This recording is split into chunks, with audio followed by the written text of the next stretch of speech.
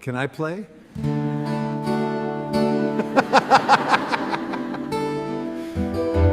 The cardboard sign trembled in Isaiah's weathered hands as laughter echoed off the concrete, but they had no idea that those same fingers once made guitar strings weep with beauty that could stop hearts and heal souls. Welcome back, my beautiful family and friends. If you're hooked in and you're ready to enjoy this story, click subscribe and let me know in the comments where you're watching from, because tomorrow I will be giving you another story just as interesting as this one. And you don't want to miss it. Now let us begin. The morning sun cast long shadows across Fifth Street, painting the sidewalk in harsh lines of light and darkness, much like the divide between those who hurried past and the man they refused to see. Isaiah Reeves sat with his back against the cold brick wall of Henderson Music Store, his cardboard sign propped against his knees, veteran hungry. Anything helps. God bless. The irony wasn't lost on him that he'd chosen this spot, where guitars hung in the window like old friends he could no longer afford to visit. His reflection stared back from the glass, 52 years old but looking 70, beard streaked with premature gray, eyes that had seen too much carrying the weight of memories he couldn't escape. A businessman stepped over his outstretched legs without breaking stride, cell phone pressed to his ear, discussing profit margins while Isaiah's stomach cramped from hunger. The familiar sting of invisibility settled in his chest. 3 years on these streets, and he'd learned that to most people, he was nothing more than an obstacle, a reminder of how far someone could fall. His fingers absently tapped against his thigh, muscle memory playing scales he'd mastered decades ago, before the war, before the nightmares, before the bottle became his only companion, and cost him everything that mattered. The rhythm was complex, intricate, Paganini's Caprice no bold. 24, a piece that had once earned him standing ovations at Carnegie Hall when he was 25, and the world was full of possibilities. Now those same fingers were stiff from cold, calloused from survival instead of strings. What do you think shapes someone's first impression of others? Have you ever discovered something surprising about someone you initially judged? Share your thoughts below. Sometimes the most extraordinary people are hiding in plain sight. 15 blocks away, Melody Hartwell's heels clicked against marble as she strode through the lobby of Hartwell and Associates, her reflection multiplied in the polished surfaces that surrounded her.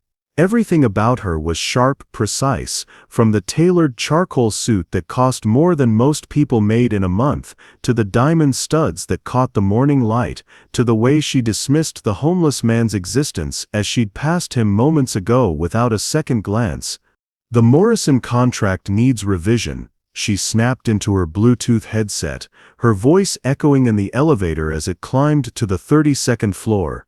At 38 she'd built an empire from ambition and determination, transforming her father's modest law firm into a corporate powerhouse. Success was her identity, wealth her security, control her religion. But success, she'd learned, was a beautiful, suffocating cage. The elevator doors opened to reveal floor-to-ceiling windows showcasing the city below, a view that cost her $12 million and still felt empty. She'd conquered every goal she'd set, accumulated every status symbol that mattered, and yet something indefinable gnawed at her, a hollowness that no achievement seemed to fill. Melody, the Henderson Music Store, called again, her assistant, Janet, said, appearing beside her with a stack of contracts. "They're still hoping you'll reconsider the eviction. Apparently the owner's daughter has some kind of rare condition, and the family business." Janet. Melody's voice cut through the explanation like ice. "Sentiment doesn't pay rent. If they can't meet their obligations, they need to make room for clients who can. Business is business." Janet nodded, but Melody caught something in her expression, disappointment, maybe judgment. It irritated her more than it should have. She'd worked too hard to let emotions cloud her decisions now. That's what separated successful people from everyone else, the ability to make hard choices without drowning in feelings. She settled behind her mahogany desk, surrounded by awards and accolades that proclaimed her worth to the world. But as she stared out at the city below, her eyes were drawn to the street where she'd passed that homeless man. Something about his posture had been different, not defeated like the others, but dignified somehow, waiting. The thought annoyed her. She had real problems to solve, real money to make. The last thing she needed was to waste mental energy on some stranger whose poor choices had landed him on the street.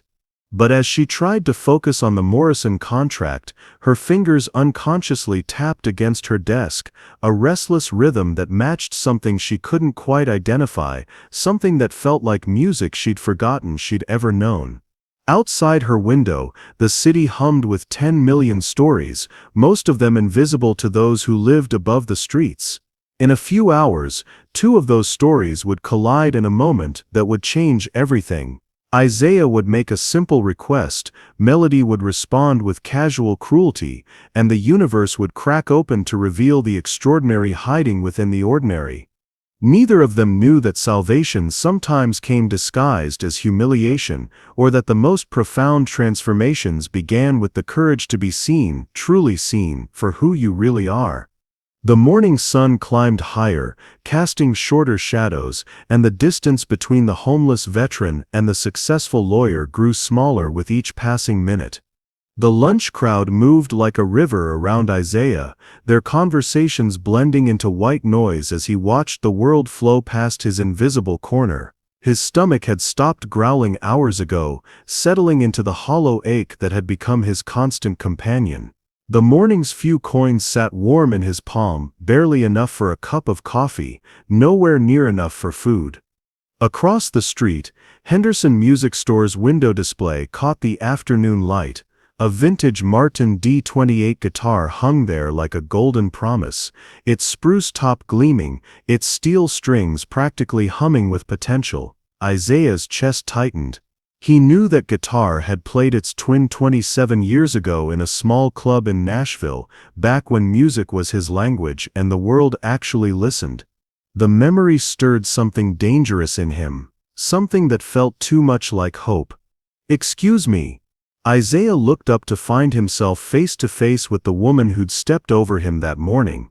Up close, she was even more formidable, designer everything, posture that screamed success, eyes that looked through him rather than at him. Behind her stood two other professionals, their expressions ranging from curious to disgusted. "Ma'am?" Isaiah's voice came out rougher than he intended, months of disuse making it gravelly. Melody glanced at her companions, Richard from accounting, and his wife Patricia, clients she was trying to impress with lunch at the trendy bistro around the corner. She'd noticed the homeless man again when they'd walked past, and something had made her stop. Maybe it was the way he sat, like he was waiting for something instead of just existing. Maybe it was the strange familiarity of his face, though she was certain they'd never met. "You're asking for money," she said. Not really a question. "Yes, ma'am. Anything helps." Patricia wrinkled her nose and stepped back, as if poverty might be contagious. Richard checked his watch impatiently. They were already running late for their reservation. Melody studied Isaiah's cardboard sign, her lawyer's mind cataloging details. The handwriting was neat, educated. His clothes were worn but clean. There was something in his posture, military, maybe, but it was his hands that caught her attention. Long fingers, calloused in an unusual pattern, not the rough random calluses of manual labor, but something more specific, more musical. "What did you do before?" The question surprised even her. Isaiah's eyes flickered. "Before what, ma'am?" "Before this," she gestured at his situation with clinical detachment. For a moment, something shifted in Isaiah's expression, a flash of the man he used to be. "I played music." Richard snorted. "Of course you did. Every homeless person in the city is a former rock star or actor. Come on, Melody. We're going to lose our table." But Melody found herself leaning forward slightly. "What kind of music?" "Classical guitar. Some jazz. Folk." Isaiah's voice grew steadier, more confident. Anything that needed to be played. Patricia laughed, the sound sharp and cruel. Right, and I'm sure you were very good at it. The mockery hit Isaiah like a physical blow, but instead of retreating, something in him hardened. 3 years of being invisible, of being dismissed and discarded, crystallized into a moment of quiet defiance. I was. The simple statement hung in the air between them, carrying weight that made Melody's chest tighten unexpectedly. Prove it, she heard herself say. Richard stared at her. Melody, what are you? There's a guitar right there. She pointed to Henderson Music Store. If you're really a musician, prove it. Play something. If you can actually play, really play, I'll buy you lunch. If you can't, she shrugged, the gesture dismissive. And if I can't? Isaiah asked quietly. Then you stop lying to people and find an honest way to ask for help. The words were meant to sting, and they did. Isaiah felt the familiar shame rise in his throat, the voice that whispered he was nothing, had nothing, deserved nothing. But underneath it, something else stirred, something that had been sleeping for too long. The stores closed for lunch, Patricia pointed out, clearly hoping to end this uncomfortable scene. Actually, it's not. Isaiah's voice was stronger now. Helen always stays open, she just dims the lights so people think it's closed, gives her time to work on repairs without interruption. Melody blinked. How could he know that? As if summoned by their conversation, the music store's door chimed and Helen Chen emerged, a woman in her 60s with kind eyes and silver hair pulled back in a practical ponytail. She took in the scene, the well-dressed professionals, the homeless man, the tension crackling between them. Isaiah. Helen's voice carried surprise and something deeper. Isaiah, is that you? The recognition in her voice hit Melody like a slap. This wasn't random, there was history here. Hello, Helen. Isaiah struggled to his feet, suddenly self-conscious about his appearance. These folks wanted to know if I could still play. Helen's expression shifted through a dozen emotions, joy, sadness, concern, and finally understanding. Oh honey, of course you can still play. The question is whether you want to. She looked at Melody and her companions, her gaze sharpening. This man played my daughter's wedding 5 years ago. Made a room full of cynics cry with his version of "the water is wide," but I suppose you wouldn't know that just by looking at him. The rebuke was gentle but unmistakable. Melody felt heat rise in her cheeks. There's a guitar he can use, Helen continued, unlocking her door, if he wants to. Isaiah stood at the crossroads of who he was and who he'd become, shame and pride warring in his chest. Every rational part of him screamed to walk away, to disappear back into the safety of invisibility. But Melody's challenge hung in the air like a gauntlet, and somewhere deep inside, the musician he used to be stirred to life. What do you say? Melody asked, her voice softer now but still carrying an edge of doubt. Isaiah looked at her, really looked, and saw something he recognized. The same hollow hunger he carried, just dressed in expensive clothes and hidden behind success. She needed this as much as he did, though neither of them understood why. All right, he said quietly. I'll play. The interior of Henderson Music Store felt like a cathedral to Isaiah, rows of guitars hanging like prayers waiting to be answered, the scent of wood polish and old leather mixing with something indefinable that spoke to his soul. But as Helen led them through the narrow aisles, his hands began to shake. What the hell was he doing? 3 years.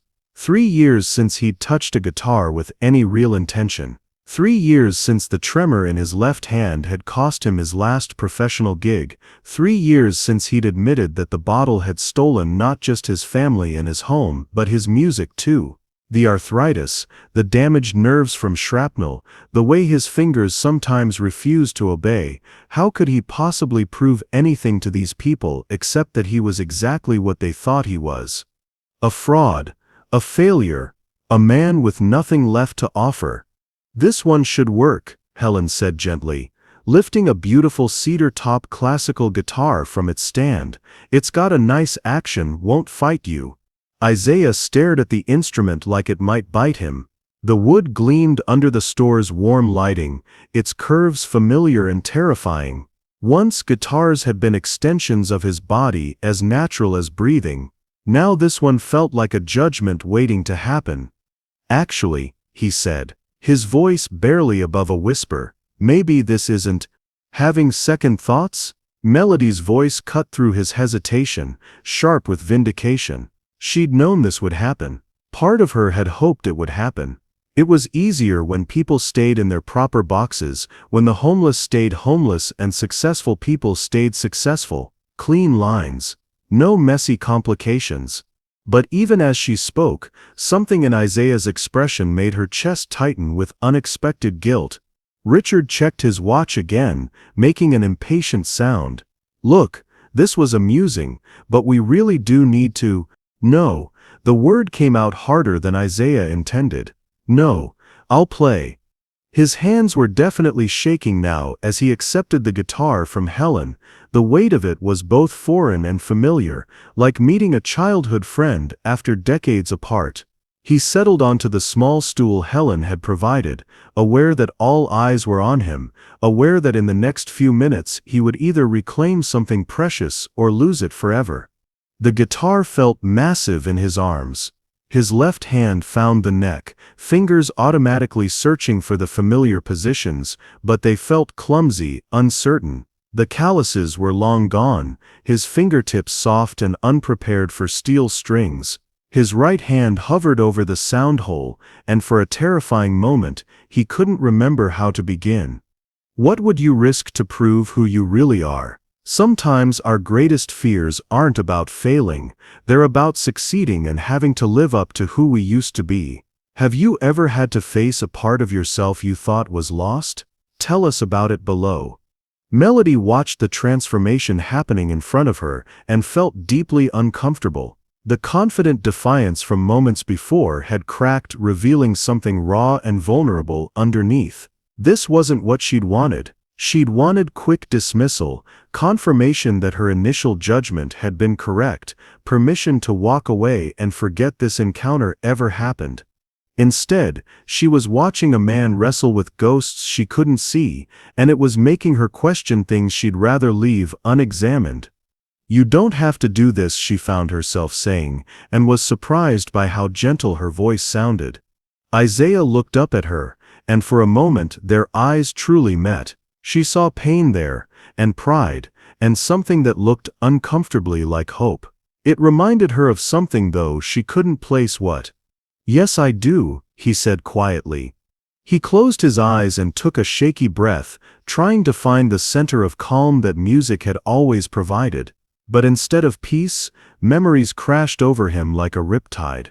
The last time he'd performed a small venue in Denver, hands shaking from withdrawal, hitting wrong notes while familiar faces in the audience exchanged worried glances.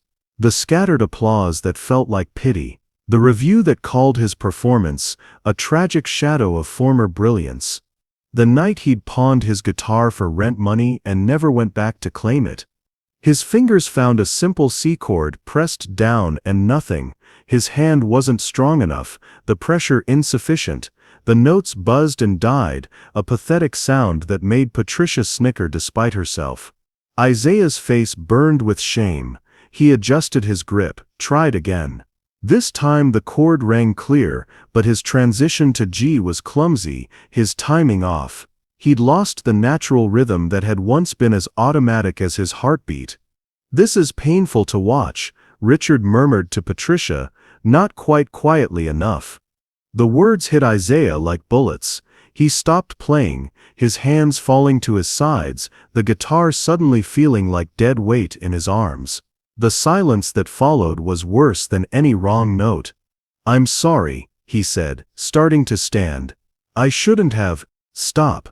Helen's voice cracked like a whip through the store. She stepped forward, her eyes blazing with something fierce and protective.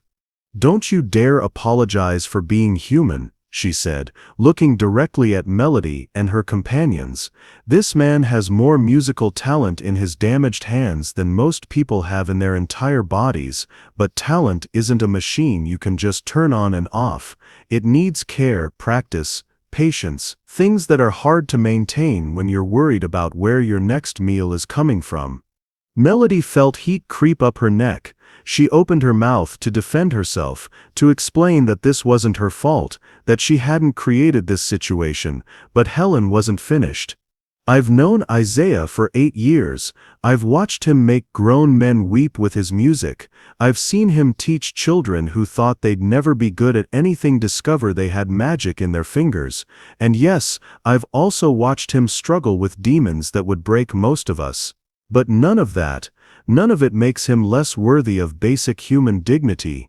The rebuke hung in the air like smoke from a fire. Patricia stepped back instinctively.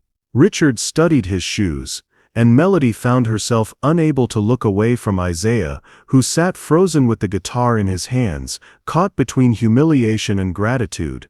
"Maybe we should go," Patricia whispered. "Yes," Richard agreed quickly. This was clearly a mistake. They turned toward the door, but Melody remained rooted in place. Something in Isaiah's posture, the way his shoulders curved protectively around the guitar, the careful distance he was trying to put between himself and the disappointment, reminded her of something painful and personal. "I used to play piano," she said suddenly. Everyone turned to look at her. The admission had come from nowhere, and she immediately regretted it.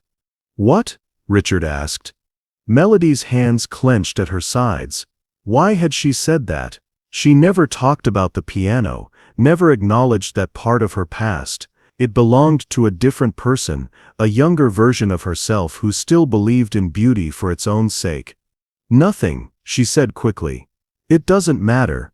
But Isaiah was watching her now with new interest, and Helen had a knowing look in her eyes, and suddenly the carefully constructed walls of Melody's adult life felt thinner than paper. The guitar sat silent in Isaiah's hands, but the air between them hummed with unfinished business.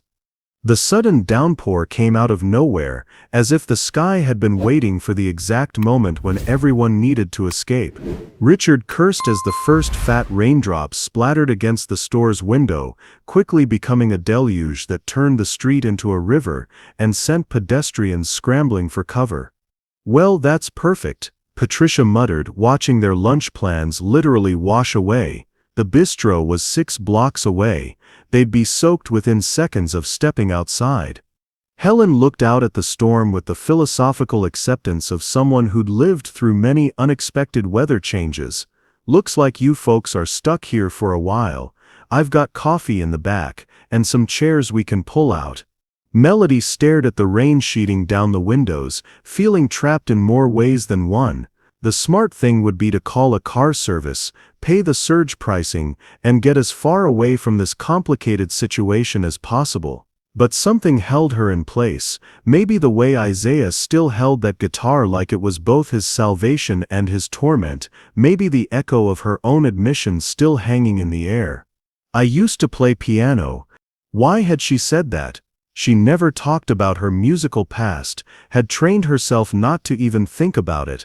That belonged to a different life, a different version of herself who still believed in dreams over dividends. "I really should make some calls," Richard said, already pulling out his phone. "Maybe reschedule the Morrison meeting." He moved toward the front of the store, seeking better reception, leaving Patricia hovering uncomfortably near the door, and Melody standing in the strange middle ground between escape and engagement. Isaiah carefully placed the guitar back on its stand, his movements deliberate and controlled. The failed performance sat between them like a wound that wouldn't close, but Helen's fierce defense had shifted something in the room's dynamic. He wasn't just the homeless man asking for charity anymore. He was a person with history, with supporters, with a story more complex than the cardboard sign suggested. 8 years, Melody found herself saying. "Helen said she's known you for 8 years. Isaiah looked up, surprised by the question. "I used to give lessons here, back when I had an apartment in the neighborhood." Helen's been kind to me, even after he gestured vaguely at himself, encompassing everything his life had become. After what? The question hung in the air like a challenge. Isaiah studied her face, searching for mockery or pity, but found neither. Just curiosity, and something that might have been genuine interest. After I proved that talent isn't enough if you can't handle the rest of life, he said quietly. Helen emerged from the back room carrying a tray with 4 steaming mugs of coffee and a plate of cookies that looked homemade. Thought you all might need warming up, she said, setting the tray on the glass counter that displayed harmonicas and guitar picks. The simple act of hospitality transformed the space from a temporary shelter into something more intimate. Patricia reluctantly moved away from the door, accepting a mug with obvious discomfort. Richard continued his phone conversations near the window, but even he glanced back occasionally, drawn by the strange tableau unfolding behind him. Melody wrapped her hands around her coffee mug, using the warmth to ground herself. The store felt different now, smaller, more personal. She could hear the rain drumming against the roof, see water streaming down the windows in rivulets that distorted the world outside. They were isolated here, cut off from their normal roles and expectations. "What kind of piano did you play?" Isaiah asked. The question caught her off guard. She almost deflected, almost fell back on her usual response about not having time for hobbies, but something in his expression stopped her. He was genuinely curious, not making small talk or trying to prove a point. He was asking because he understood what it meant to have music in your history. Classical mostly, some jazz. The words felt rusty in her mouth. "I was pretty good actually. Won a few competitions in high school." "What made you stop?" Such a simple question, such a complicated answer.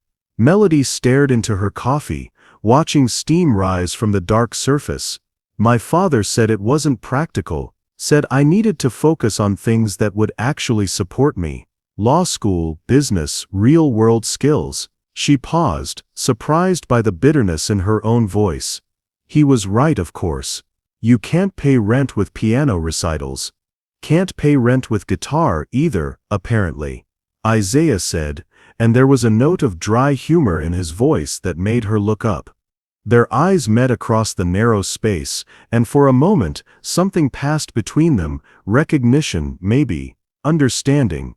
They were both people who had made choices, who had buried parts of themselves in service to survival, who carried the weight of abandoned dreams like phantom limbs. "I don't even own a piano anymore," Melody admitted. "Haven't touched one in 15 years. I haven't owned a guitar in 3, Isaiah replied. "Until 10 minutes ago I thought maybe I'd forgotten how to play entirely." Helen was pretending to organize sheet music, but Melody could tell she was listening. Patricia had found a chair, and was scrolling through her phone, clearly wishing she were anywhere else. Richard's voice rose and fell in the background as he rescheduled their afternoon. The storm showed no signs of letting up.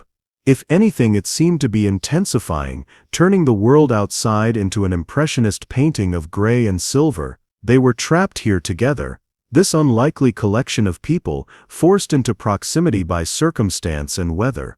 "Why did you choose that spot?" Melody asked suddenly. "Outside Helen's store, I mean. There must be places with more foot traffic."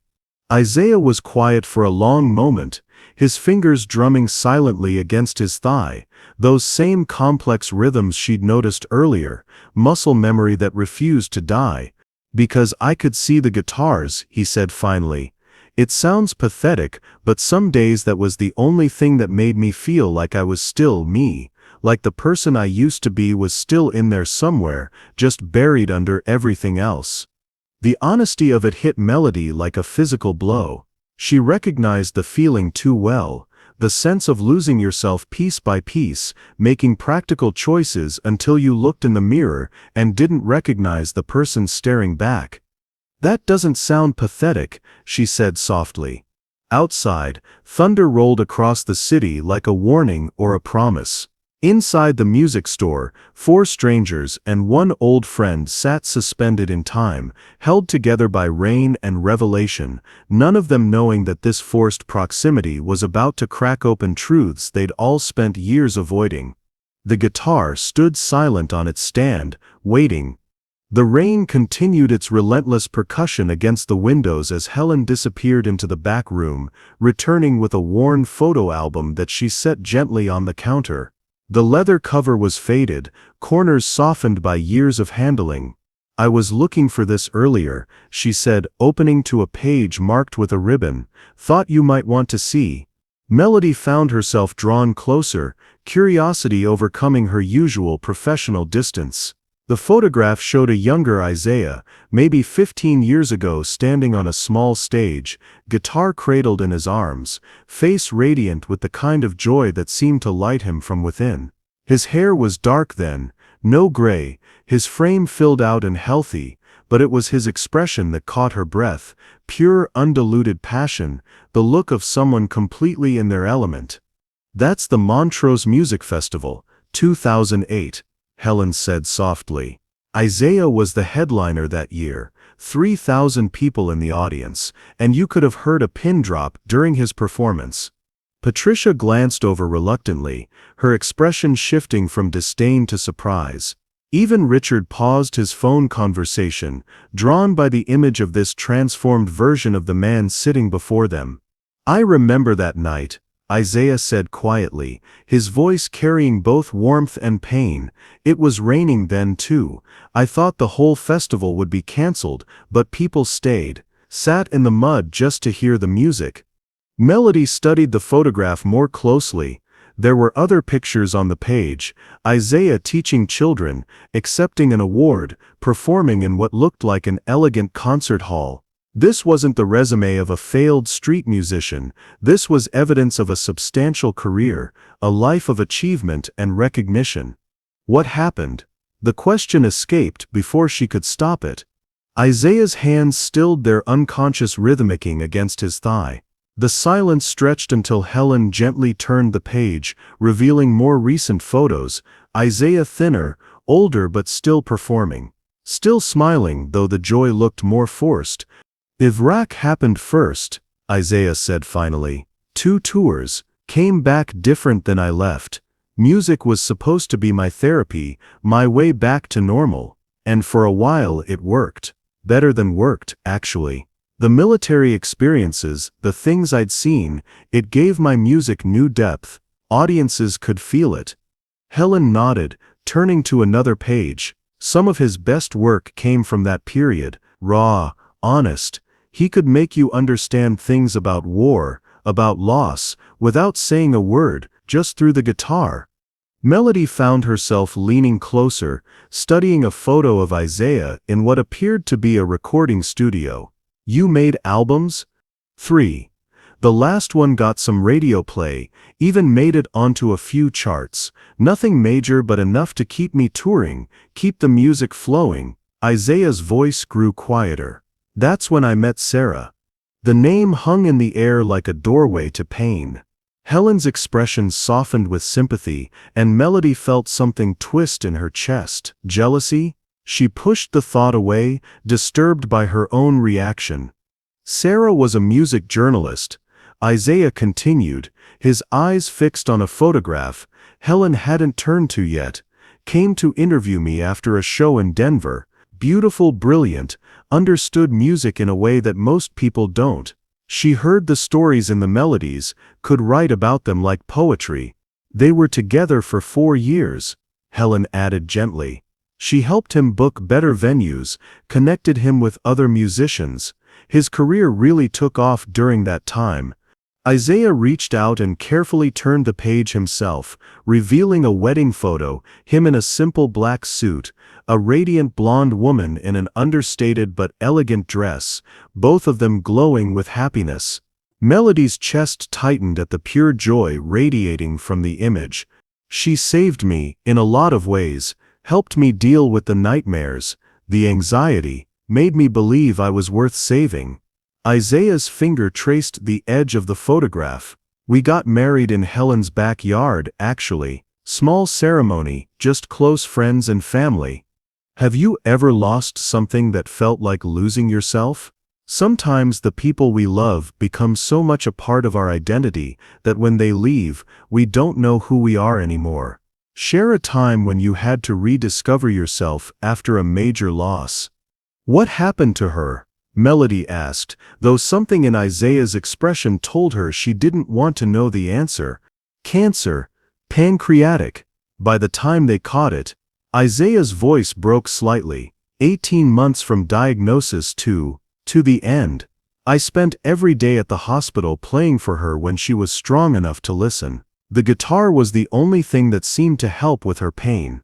Helen quietly turned another page, revealing photos from what was clearly a hospital room, Isaiah playing beside a bed where a thin, pale version of the vibrant woman from the wedding photo lay surrounded by medical equipment.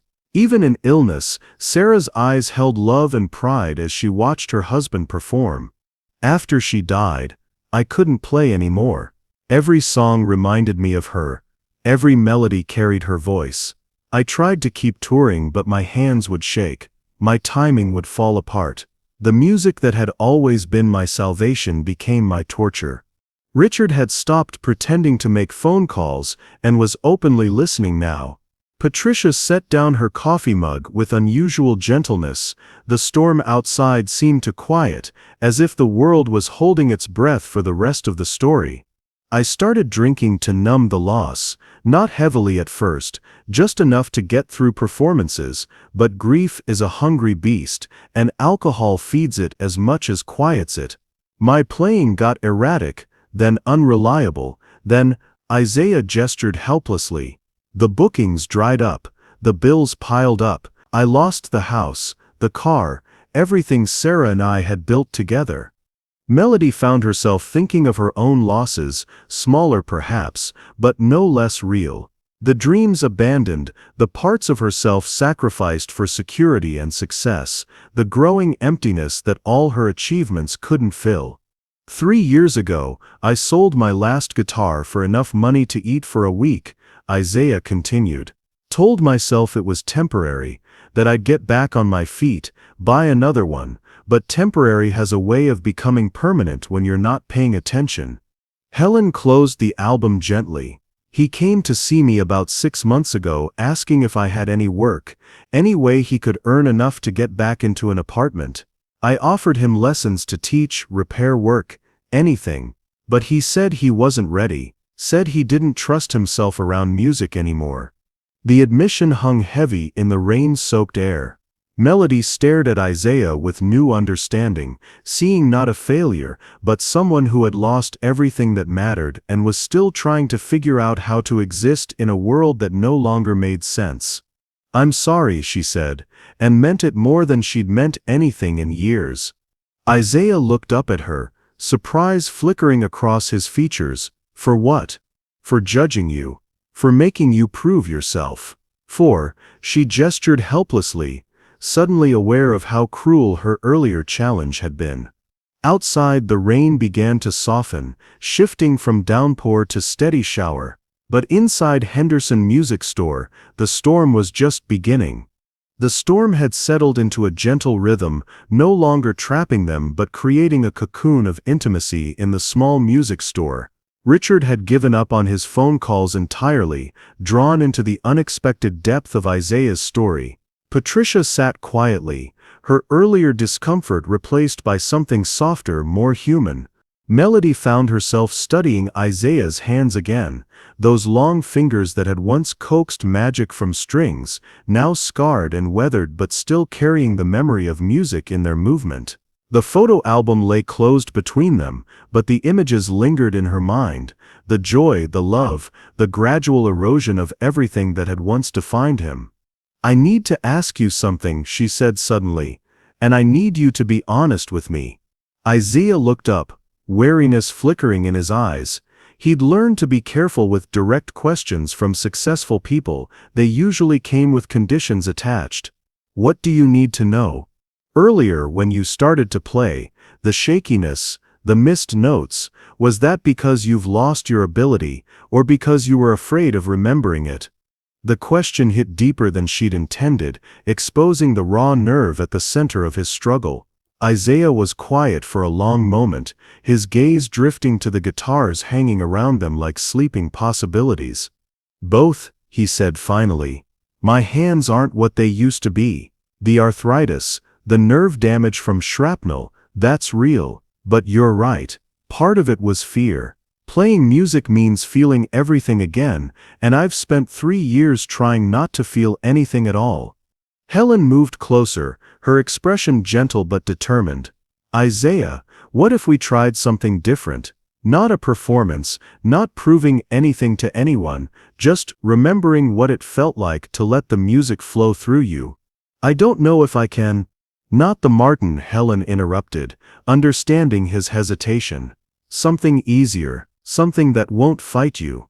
She moved to a different section of the store, returning with a simple nylon string classical guitar, the kind designed for beginners, with lower action and gentler tension. "This won't hurt your fingers, and you don't have to play anything complex." Melody watched the internal war play across Isaiah's features. The desire was there, as clear as pain, but so was the terror of failure, of opening wounds that had barely begun to heal. "What's the first song you ever learned?" she asked impulsively. Isaiah's lips quirked in what might have been the ghost of a smile. "House of the Rising Sun," on a beat-up acoustic my uncle left behind when he moved to California. I was 12, thought I was going to be the next Eric Clapton. "Show me." The words surprised everyone in the room, including Melody herself. She'd never asked anyone to play music for her, hadn't allowed herself to be vulnerable to melody and harmony since she'd closed the piano bench for the last time 15 years ago. Isaiah accepted the guitar from Helen, his movements careful and reverent. This time there was no audience expecting virtuosity, no challenge to meet or fail, just an invitation to remember who he used to be, one note at a time. He positioned his fingers on the fretboard, and Melody could see the muscle memory awakening, his body remembering how to hold an instrument even as his mind struggled with doubt. The first chord was tentative, an A minor that rang clear and true in the quiet store. "That's it," Helen murmured encouragingly. The progression was simple, iconic, the foundation that had launched 1,000 musical dreams. But as Isaiah moved through the changes, something shifted in his posture, the tension in his shoulders eased, his breathing deepened, the notes began to flow more naturally, each chord finding its place in the familiar pattern. "There's a house in New Orleans," he sang softly, his voice rusty, but still carrying remnants of the warmth and power that had once filled concert halls. "They call the Rising Sun." Richard had stopped, pretending to be busy. Patricia was listening with undisguised fascination, but it was Melody who surprised herself by recognizing every chord change, every subtle variation in the ancient melody. Her fingers moved unconsciously at her sides, phantom playing the piano accompaniment she'd learned decades ago.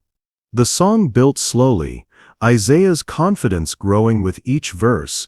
His voice gained strength, and his guitar work became more intricate without losing the song's essential simplicity. This wasn't the flashy virtuosity he'd been known for in his prime. This was something more fundamental. This was the pure joy of making music, stripped of ego and expectation. When he reached the final verse, something magical happened. Melody found herself humming along quietly at first, then with growing boldness, her voice blended with his, creating harmonies that neither of them had planned, but both recognized as inevitable. "O mother, tell your children not to do what I have done."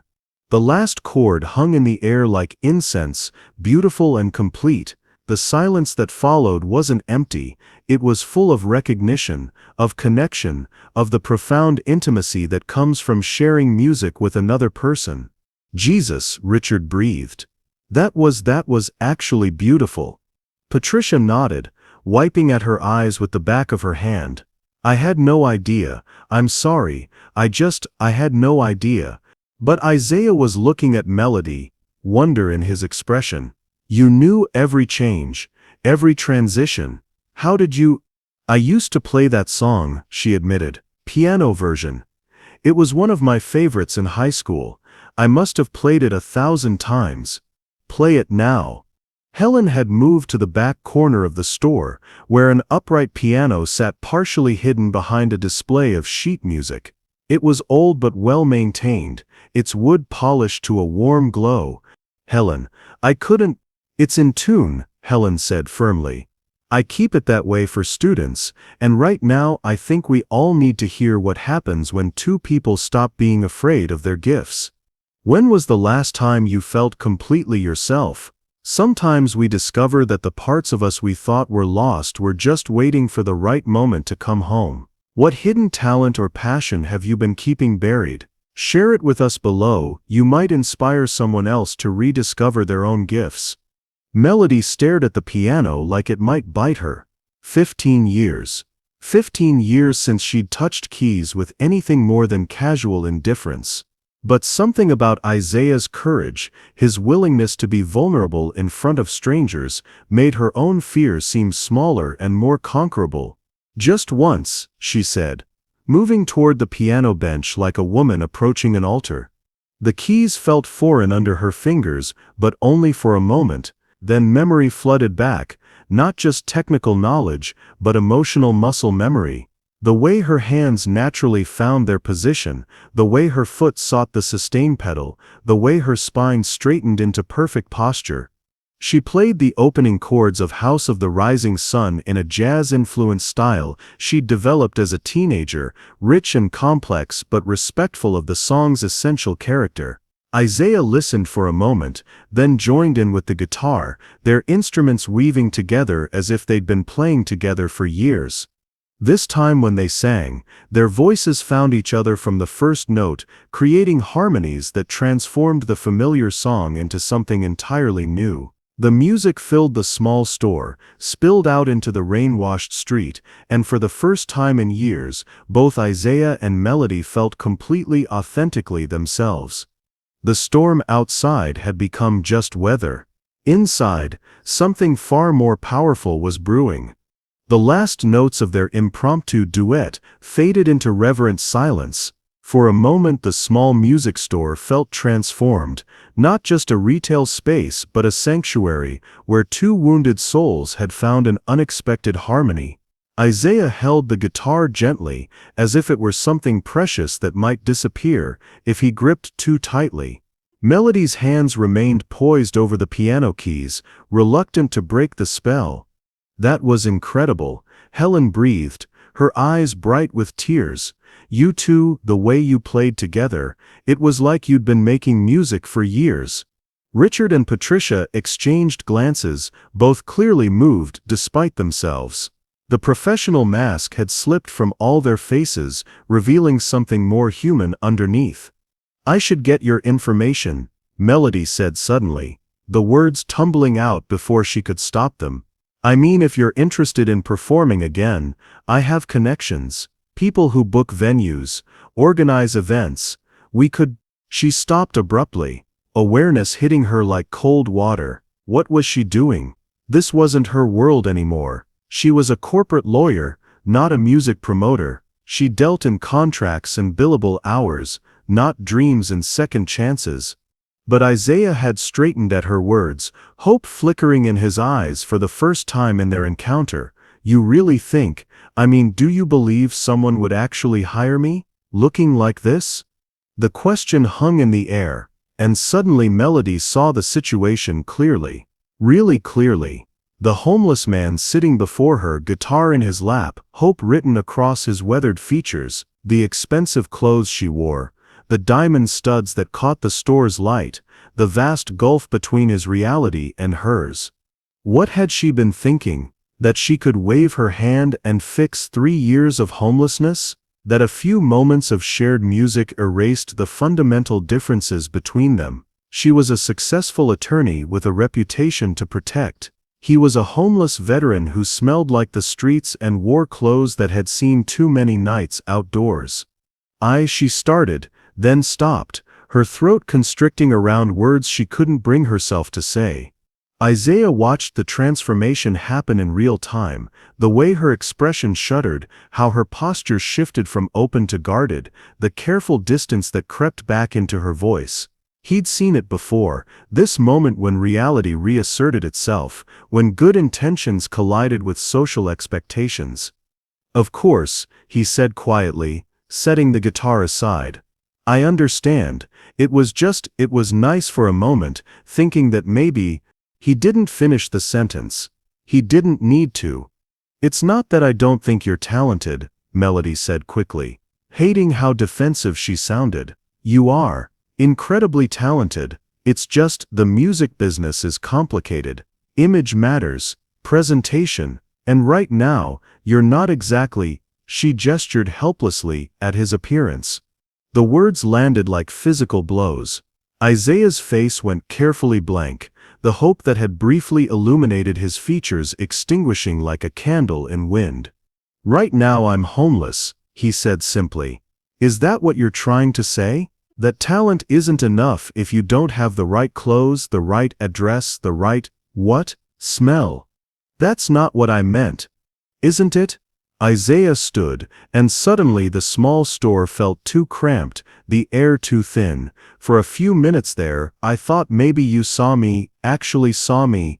But you're looking at the same thing everyone else sees, a failure, a cautionary tale, someone who made the wrong choices and deserves whatever he got."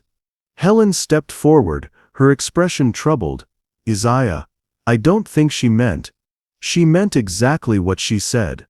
Isaiah's voice was steady, but Melody could hear the pain underneath, the familiar resignation of someone who'd learned not to expect too much from hope. "And she's probably right. This is the real world, not some fairy tale where music magically fixes everything. I'm grateful for the few minutes of whatever this was. But I should go." "The rain's still," Richard started. "I've been wet before." Isaiah moved toward the door, but Melody's voice stopped him. "You're being dramatic. I was trying to be realistic, trying to help you understand." "Understand what?" Isaiah whirled around, and now there was fire in his eyes, the first real anger he'd shown. "Understand that I should be grateful for your charity? That I should appreciate a few minutes of pretending to be human before going back to being invisible?"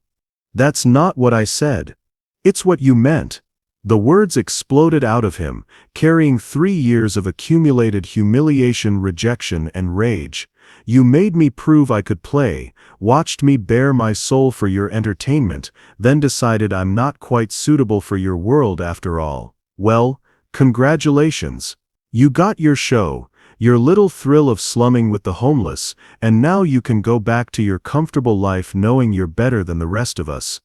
The accusation hit Melody like a slap. "How dare you?" "How dare I? What? Tell the truth. You're just like everyone else who steps over me on the street. The only difference is you made me dance for you first." Patricia gasped at the harshness of his words. Richard looked deeply uncomfortable. Helen moved between them, her hands raised peacefully. "Both of you, stop. This isn't—" "No, Helen, she needs to hear this." Isaiah's voice was shaking with emotion, years of suppressed anger finally finding its target. "You sit in your ivory tower, making decisions about who deserves what, who's worthy of basic human dignity. You think because you threw me a few coins and listened to my sob story, you're some kind of saint? You're worse than the ones who ignore me completely. At least they're honest about their cruelty." Tears were streaming down Melody's face now, though she wasn't sure if they were from anger or shame or something more complicated. "I was trying to help. By reminding me of my place? By making sure I understood the difference between us? Thank you so much for that generous gift." The sarcasm in his voice was brutal, cutting deeper than any straightforward insult could have. Melody felt something break inside her chest, not just her composure, but something fundamental about how she saw herself. "I'm not," she started, then stopped, because wasn't she exactly what he said? Hadn't she approached him like a curiosity, a diversion from her real life? Hadn't she been ready to walk away the moment helping him became inconvenient? The silence that followed was deafening. Isaiah stood by the door, chest heaving, looking like a man who had finally said everything he'd been holding back. Melody sat at the piano, tears falling onto the keys, faced with a version of herself she didn't recognize and couldn't defend. The rain had stopped completely now. Through the window, afternoon sunlight was trying to break through the clouds, casting strange shadows across the store. But the light couldn't reach the darkness that had settled between two people who for just a few magical minutes had found something beautiful together. "I should go," Isaiah said quietly, all the anger drained out of him, leaving only exhaustion behind. This time nobody tried to stop him. The door closed behind Isaiah with a finality that seemed to echo through the sudden emptiness of Henderson Music Store. Melody sat frozen at the piano bench, her hands trembling above the keys, watching through the rain-streaked window as his figure disappeared down the street. The afternoon sun was breaking through the clouds now, casting long shadows that made the world outside look both beautiful and somehow broken. "Well," Richard said after a moment, his voice carefully neutral, "that was intense." Patricia gathered her purse and coat, clearly eager to escape the uncomfortable aftermath. "We should probably head back to the office. The Morrison meeting can still be salvaged if we hurry." But Melody couldn't move. Isaiah's words echoed in her mind, like accusations she couldn't escape. "You made me dance for you first. You're worse than the ones who ignore me completely. At least they're honest about their cruelty." Was that who she was? Had she really put him through that performance just to satisfy some twisted curiosity, only to retreat when helping him became inconvenient? "Melody." Richard's voice seemed to come from very far away. "Are you coming?" She stared at her reflection in the piano's polished surface, expensive suit, perfect makeup, success written in every careful detail of her appearance. For the first time in years, she didn't recognize the person looking back at her.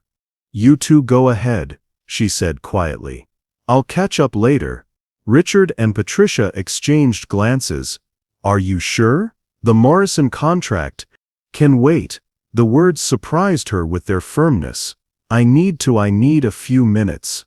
After they left, the store felt both larger and smaller somehow.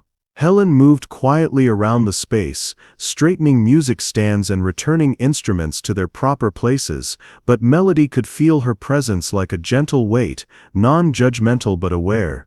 "He was right, wasn't he?" Melody said finally, her voice barely above a whisper. Helen paused in her tidying, considering the question with the care it deserved. "About what, exactly?" "About me. About what I did to him.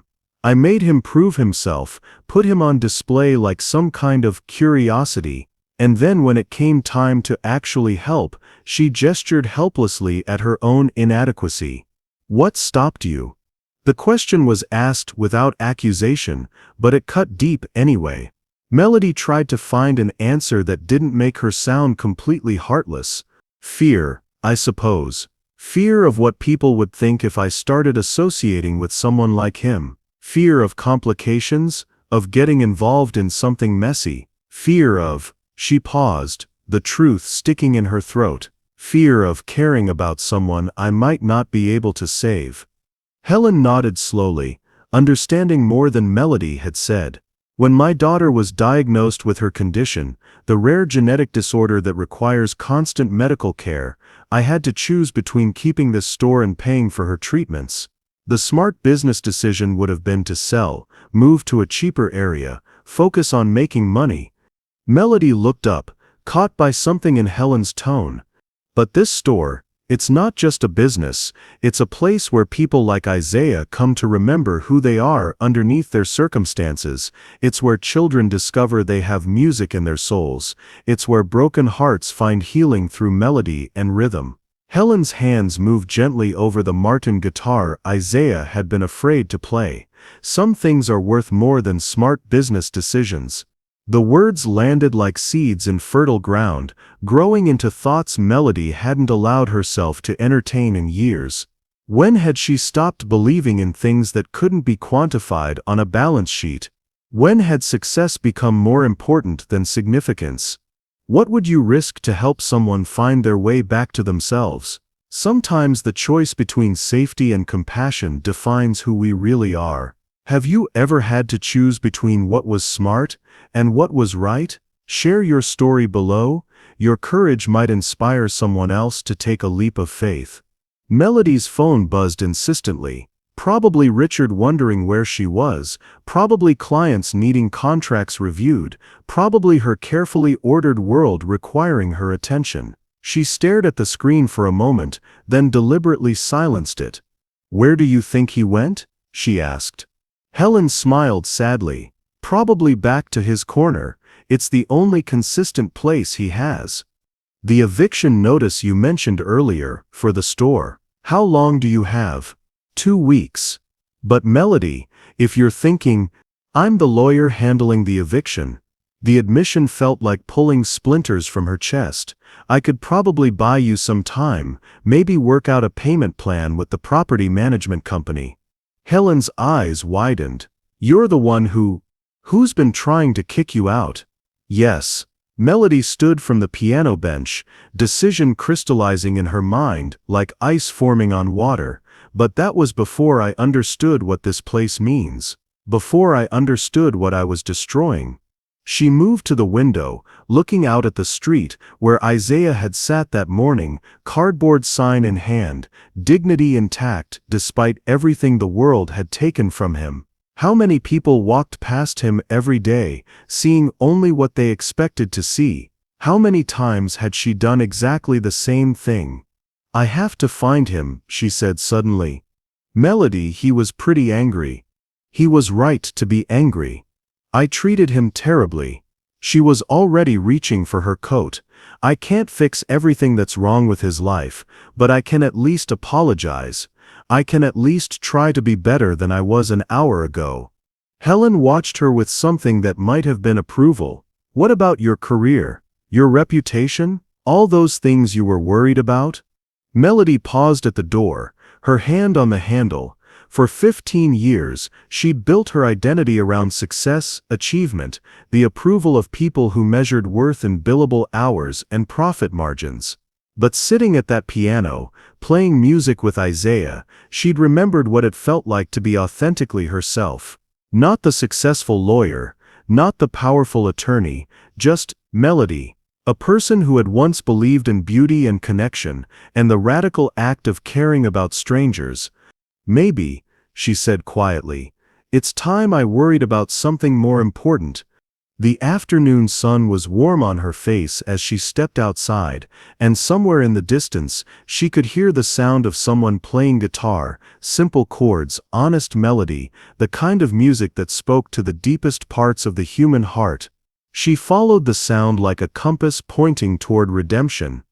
The sound of guitar music drew Melody through the afternoon streets, like a thread pulling her toward something she'd lost and desperately needed to find again. She followed the melody 3 blocks from Helen's store, past coffee shops and boutiques, past the usual urban maze of success and indifference, until she found him. Isaiah sat in a small pocket park she'd never noticed before, despite walking these streets for years. It was tucked between 2 office buildings, just a few benches and a single oak tree, but the late afternoon light filtered through the leaves like a blessing. He had Helen's nylon string guitar across his lap. She must have insisted he take it, and he was playing something achingly beautiful and completely improvised. His cardboard sign lay folded beside him, forgotten for the moment. A small crowd had gathered, not the usual hurried passers-by, but people who had actually stopped, who were listening with the kind of attention that music deserved. A woman in scrubs, probably on break from the hospital, an elderly man with a walker, 2 teenagers who should have been too cool to care about folk music but were completely transfixed. And in that moment, Melody understood what she'd missed before. This wasn't about charity or pity or social obligation. This was about art, about the human need to connect through beauty, about the radical act of seeing someone for who they truly were instead of what circumstances had made them appear to be. She hung back, not wanting to interrupt, watching Isaiah's face as he played. The anger from earlier had burned away, leaving behind something more essential, pure concentration, the kind of focus that came from doing the thing you were born to do. His fingers moved across the strings with increasing confidence, finding their way back to the fluency that homelessness and heartbreak had temporarily stolen. The song built to a gentle crescendo, then resolved into silence that felt complete rather than empty. The small audience applauded, real applause, not the polite kind you give to street performers out of obligation, but the kind reserved for genuine artistry. "That was beautiful," the woman in scrubs said, dropping a $5 bill into Isaiah's open guitar case. "Do you know any Joni Mitchell?" Isaiah looked up, surprised by the genuine interest in her voice. "A few songs. Any requests?" "Both sides now." He nodded, fingers already finding the opening chords, and Melody felt her heart catch as the familiar melody filled the small space. But this version was different, richer, more complex, informed by the kind of loss that could only come from actually living both sides of life's equation.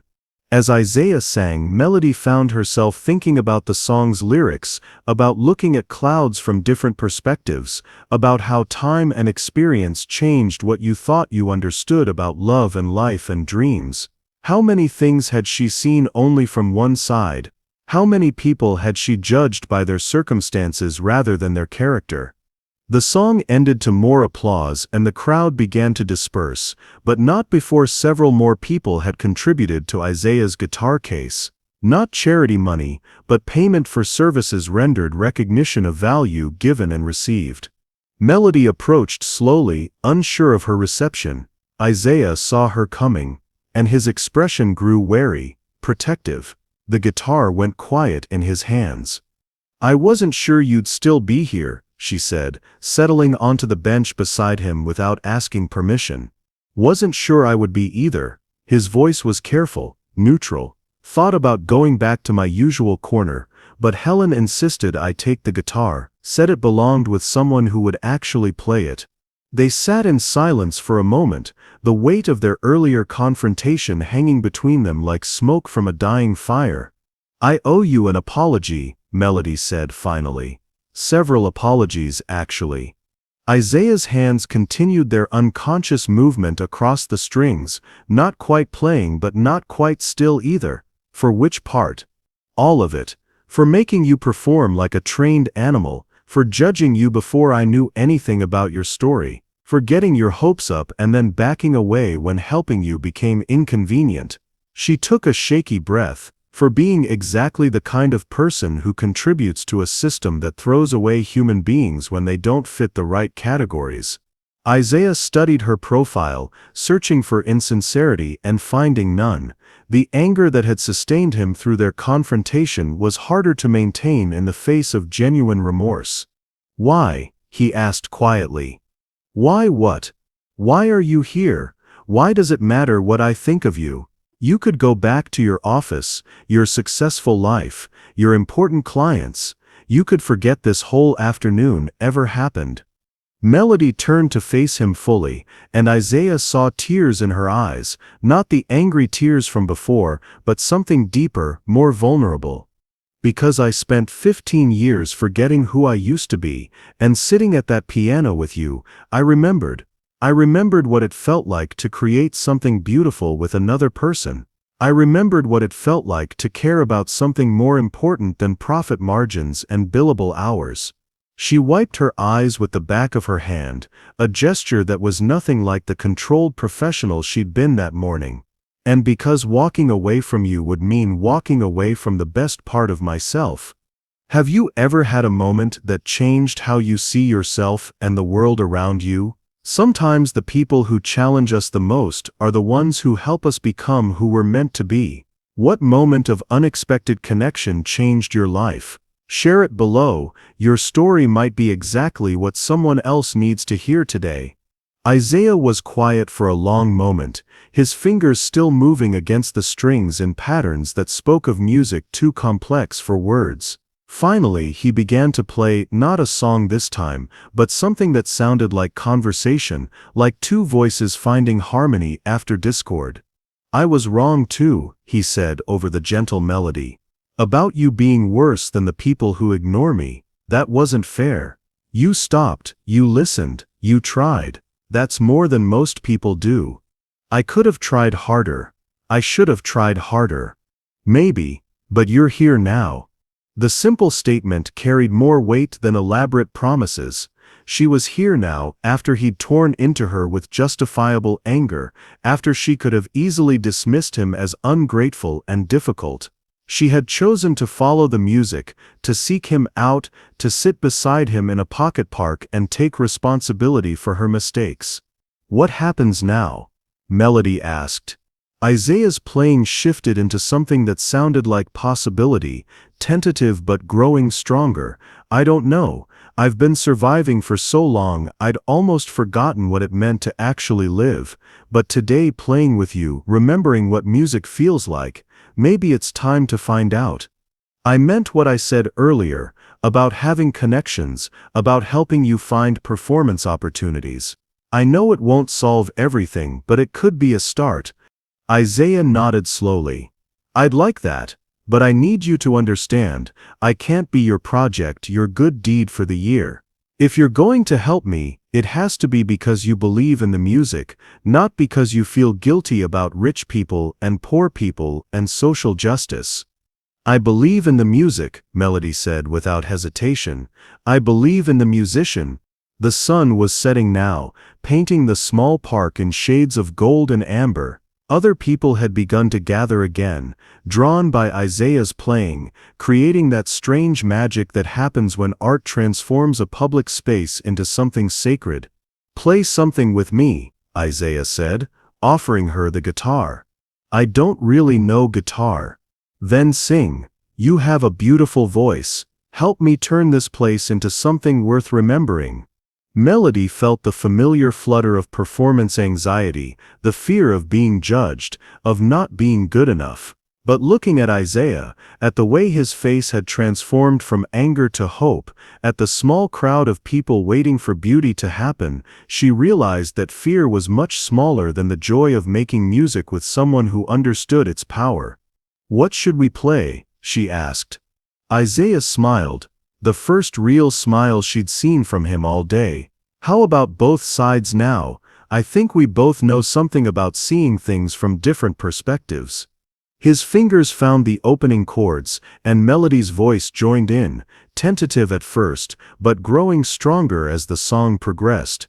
Their voices wove together like they had in Helen's store, creating something more beautiful than either could achieve alone. As they sang about clouds and love and life, and the way understanding changes with experience, Melody realized that this moment, sitting on a park bench with a homeless veteran, singing for strangers who'd stopped to listen, was the most authentic thing she'd done in 15 years. The song ended to warm applause, but neither of them moved. The guitar case at their feet held enough money for Isaiah to eat well that night, but more importantly, it held proof that people would pay for beauty, would stop their busy lives to witness genuine artistry. "Thank you," Isaiah said quietly. "For what?"